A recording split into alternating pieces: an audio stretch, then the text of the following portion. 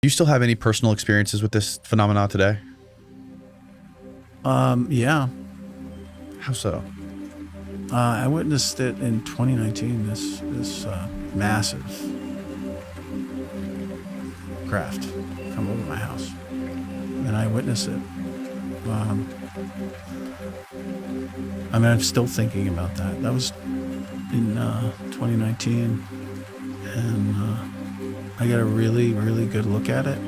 I was afraid, like, for my life at a certain point when it made a maneuver that was very, very violent in a sense. And I'd never seen anything like that big. And I wasn't the only one who saw it. There was a farmer near me. I'm sure other people saw it as well. How big would you say? Oh man, it had to be 100 feet anyway, you know. Round? Circular? Yeah. Yeah, but it wasn't what you'd think, as far as like tapered down platform. The platforms on this thing were like, they went out like this, like fat, right? Fat, long, Yeah. two stories anyway, no windows. And it had I could only see the left-hand part of this dome, right? It went up like this. I could see the other side, but I couldn't see that. I just saw the curve, which was absolutely beautiful. That curve was, yeah, I think about that all the time now. Did it have a sound? No, that's what was the most disturbing part about it. Was no sound. There was nothing. So in aviation, right, or in flying aviation, it's called air displacement. So like when a balloon's going through the air or anything with mass, the more mass you have. No, I'm okay. Thanks. The more mass you have volume. The more air you can hear the air being displaced. This thing was huge and it had no air displacement. There was not a sound. Nighttime? 10:22 at night p.m. I was outside on the roof of my garage. And any direct contact with beings though? No. Nothing. No. This thing, it was almost like, it was interesting because I had just finished the rough cut of the movie. It's like 2 weeks before. Do you think that maybe like what they do to you when they abduct you, when they, like what Gary's talking about with affecting the brain, a part of the brain by making neurons more dense, do you think they're doing something to the brains of these people, yourself included, to where it opens up a perception? It opens up a gateway in the mind to where you can perceive this stuff now. Yeah, but that normal people maybe can't see. Yeah, but there was a farmer who also saw it. Oh, really? It was. Oh, wow. Yeah. Okay. So there were other witnesses to it. Oh, shit. Yeah. Yeah, I made a big deal. I went to the police. I went to 3 police stations, two local police stations, and the state police. Then I got in my pardon my English. I got in my plane. Your plane? I flew down to Westover Air Force Base to talk to the intelligence officer there. And he was supposed to be there. He didn't show up. And then I talked to him on the phone later. I'm like, hey, you guys got a serious security issue here because I'm 20 miles north of you. And you should know what this is, like what this is. And he's like, you mean the drone? I'm like, oh man, yeah, this is no drone, bro. Like this thing is 10 miles ahead of anything we have. I mean, it was just stunning. I mean, it was oddly when I saw it, and you go through the list of things like, okay, is this a drone? Is this a Chinese lantern? Is this an aircraft? Right? You go through the whole list. I do. Yeah. I'm very I'm not easily deceived because I grew up with a mechanical background, aviation background. Like you don't jump to conclusions. And then when this thing got closer, I'm like, oh my God. And it was also absolutely beautiful. It was absolutely beautiful. And there was something peaceful about it, actually, in the experience. And then... What color was it? Orange. Like a deep sunset orange. Yeah. Glowing or no? Well, yeah. It looked like a plasma. Right? It looked like a plasma. And then when it crossed in front of the tree in front of me... The whole thing? The whole surface? No. Okay. No. It was like a light, And then as it approached me, it crossed in front of the tree in front of me that was 45 feet away. The tree was. It crossed behind this tree. So you can actually do the math, considering where I did all this stuff. Mm-hmm. You can do the math from the position it was viewed from. And then the tree, part of the tree blocked out the orange light, and then I could see the rest of it. Which is like when you see a light going floating around, and then it gets blocked out, and you see this massive thing that is not making any sound whatsoever, and it's the craft itself. It had rings, right? Like there was a metallic ring. That's the first thing that caught my eye, running through the center of it, all around the circumference. I could only see that, and it had like a heat. When you heat a metal, there's a rainbow effect, like a purplish, like sort of rainbow effect that happens. It's kind of like tinsel. Yeah. This sort of flashiness, that's what caught my eye initially after the light got blocked. And then I saw, so it was like a very metallic, not silver, it was a darker kind of gray color.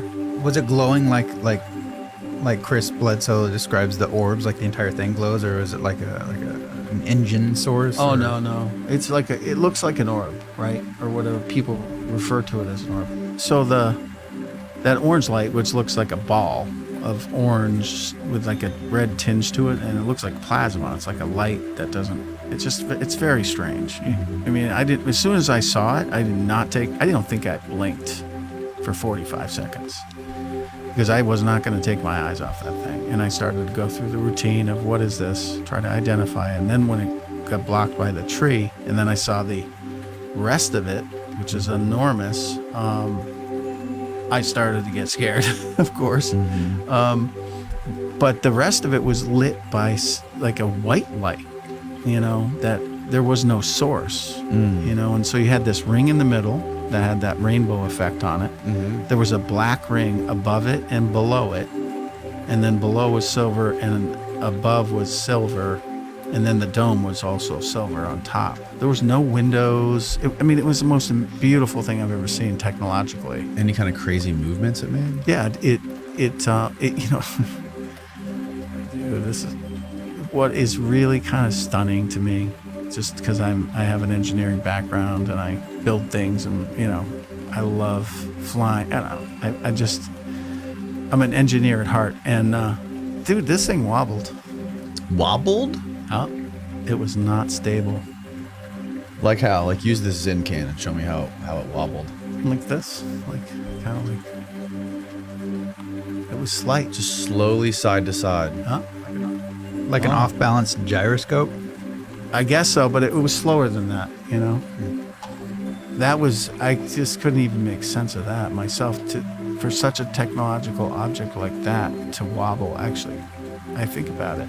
Obviously, if I built it, it would not wobble. Do you know what I mean? Yeah. I want to make sure it looked really sleek. Right. They don't seem to care about that. Interesting. So, when it broke out of the trees, I knew I was going to get another clear look at it again, and that's when it did this sort of violent move, like counterclockwise, rotated very quickly. That's when I got really, I put my hands down on the ground. This is it. And yeah, and then I was looking at another sort of perspective of it, where there was a platform on the back. It sort of hung underneath it, and there was a white thing under it that looked like a tank, propane tank or something. And it made me think, because I didn't know about the Tic Tac at this point. Like a propane tank. Yeah, like a white tank with no seams on it. It looked, the first way I described it was like a casket, and then underneath that was another platform that was just hanging there, like there was no Right. attachment to the Right. object, and on that platform there was like when I first saw it, it's like a white box, curved edges, looked super advanced, and it had a little pole on it with a red light. And in my mind, I'm like, that's a power supply, because I worked as an electrician for a long time in commercial. Interesting. But it wasn't anything that I've seen us make at all. And then that orange light, which was not on me anymore, had gone around the ring of it and got toward the back of it, very close to where it was, as it was right here. And then it got big and just went. Whoa. Dude, I stood up there for 20 minutes just with my jaw dropped. I felt like a Neanderthal, man. Like, honest to God, they are so far ahead of us. Yeah. And it was you and another farmer who saw this. Oh, I'm sure a bunch of people saw it. The farmer, How far away? Yeah, how far away was he?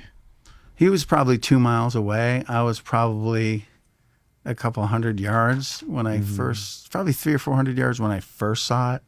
And then I'm living here, I'm on the roof of the garage, and it's coming this way. And then, so it's approaching me the whole time. And when it departed, it was about right here. So when it departed, I'd say 150. Here's the weird thing. That thing, there was no sound even in that. I saw it go. It Right. disappeared into the stars.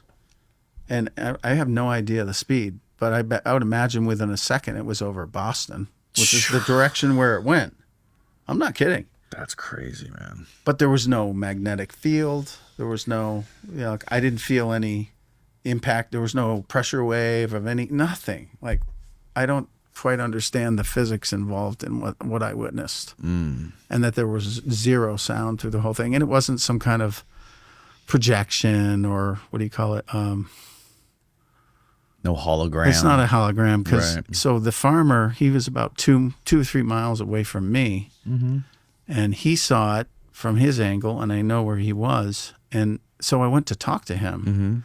He got all nervous and said, "I don't want to talk about it." Really?